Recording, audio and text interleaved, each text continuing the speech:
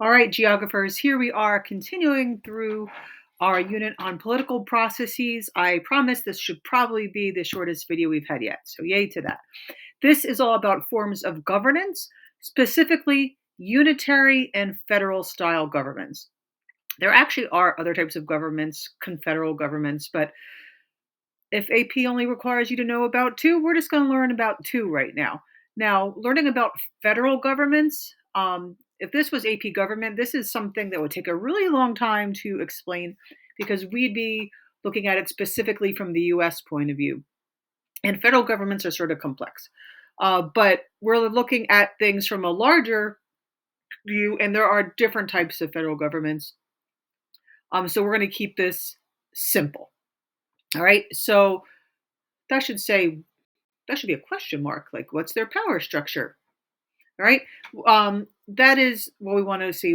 How is the government power structure of unitary government different than federal?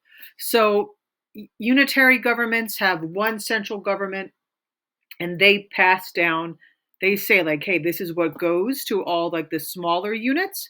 Whereas in a federal government, you have a central government, but then you also have more local governments as well. This is even more in this image than you need to know. As long as you know, like, central government and then local governments that also have power in their own sake. Now, unitary governments, and they have a strong central government. So one like unifying central government that is strong. It is concentrated in a national assembly. So think like a Congress.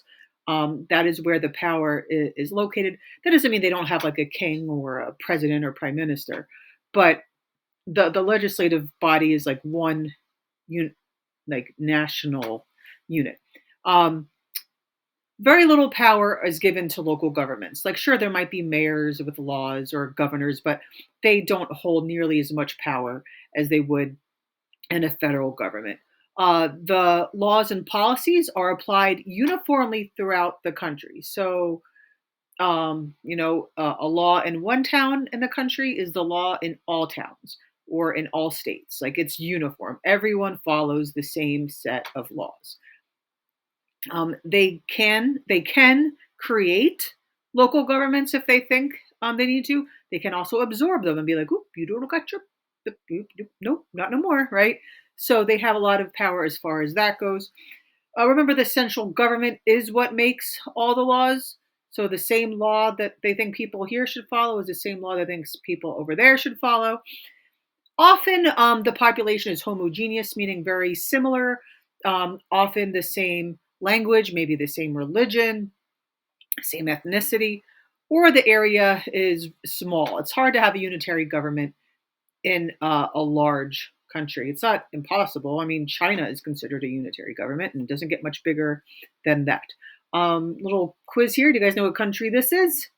That is a unitary government. It's on the Arabian Peninsula. That's Saudi Arabia. Um, so just keep in mind, like, healthcare, schooling, that's all made by the central government. They do mention the UK as a unitary government. Now, there are local representatives and stuff in the UK. Um, and I think that one doesn't sit well with me because to the outsiders, they're homogeneous, but within the UK, they don't seem very homogeneous. Like, why is Scotland, trying to gain independence? They're not a typical unitary government, but their structure is very much a unitary government. So if the AP asks you for an example, and the UK is one of them, you would choose it, is why I'm telling you. All right, federal governments. So think just the opposite. They have a decentralized government structure. They share between a national assembly and local assembly. So think of, if you're going to use the United States, for example, we have Congress, which has, a House and a Senate, but we also have, in our case, um, New Jersey has a state assembly in Trenton that helps make laws for New Jersey. Um, they have local capital cities as well. So just like we have Washington D.C. as our nation's capital, we also have Trenton as our as our um, as our state's capital. Or you have Albany in New York, right? whereas in a unitary government, they don't really have smaller capital cities. Um, the laws are passed at a state level, and that doesn't mean there's no national laws, of course, but there are laws passed at a state level, and different states pass different laws. So, unlike a unitary government, there's some laws we pass in New Jersey that people in Idaho or Texas or Hawaii, it just doesn't apply to them. This is just an infographic, excuse me. And like if you ever hear like some of the crazy laws in each state, um, like in California, it is unlawful to let a dog pursue a bobcat or a bear. Who knows what kind of trouble you can get in there. So we have that central government can't create or abolish local governments. DC can't be like, oh, you need to make this town in this state and you need to create an assembly or things like that. They can't say like, oh, Trenton can't exist anymore. You're no longer a state. Now there is a process for territories to become a state, but there's like a very specific process for that. In federal governments, local governments provide most local services. Like, where does most of your school's money come from? From the state and local governments, not so much from the federal government. So even though there are federal education policies, most of them come from the state of New Jersey. The police, there are federal police agencies, but you're more often to see, a Boonton or a Lincoln Park police officer or a New Jersey state trooper. Federal governments tend to be heterogeneous, so people of different backgrounds, ethnicities, religions, languages, like we are, we're larger, which we also are. So we do fit the mold of being a federal area. Advantages and disadvantages for unitary governments. Unitary governments create national identity and pride. And that's why I said it's sort of like wishy-washy because you think like, well, then why is Scotland want independence, right? But generally speaking, a unitary government, like, oh, we're all from this country. We all follow the same rules. We all follow the command from our central power, right? Laws are typically implemented faster because it's just one sort of method to carry them out. And it doesn't mean nothing bad happens, but you don't have as much local corruption because there's not really local governments.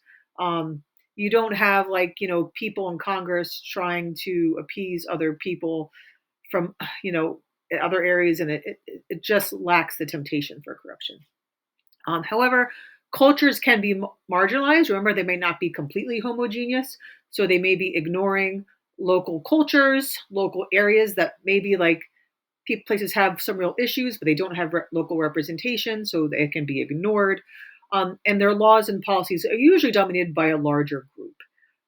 So you have, if you learned if you had the government class about factions, right, you can have factions being completely ignored here. All right. Federal advantages and disadvantages. With the federal government, when you have local governments who can also respond to the national government, local interests can be kept in mind, right? Our representatives from New Jersey go to DC or go to Trenton, depending on which part of the government they're in, and, keep in mind the issues that we have at a local level. Local governments can react faster to emergencies. That doesn't mean they might have all the needs and resources that the federal government can have, but they're on boots on the ground faster, so to speak. The minority groups in a federal government can maintain their identity more easily, especially if little Federalist 10, for those of you who know Federalist 10, right? You enlarge the sphere, so more local groups. It makes it harder for one group to dominate and have one set opinion. So, minority groups doesn't mean that they're never discriminated against or never ignored, but they can maintain their identities more easily in a federal government. Negatively, though, there are differences across the country. Now, differences can be very good. We pride in ourselves and our differences in our country, but sometimes these differences might make it hard for legislation to get passed that might need to get passed, or for things to be made, or it can create some tensions as well. Devolutionary forces are high, right? So that would devolutionary forces, we learned, right? That would be like some people that want, is there a state that wants independence? Well, in the past, there's been. I mean, gosh, does this mean the Civil War? Does this mean Texas, right? But also devolutionary forces is also local governments wanting more federal power. So in our government, the line of like how much power does the federal government have versus state governments have that swung back and forth throughout time, where sometimes states have less power and the federal government has more, and sometimes states, right?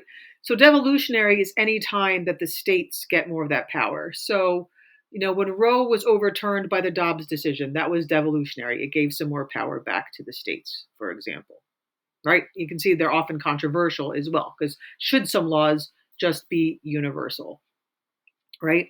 Like, should it be a universal law that you can't have your dog attack a bobcat, right?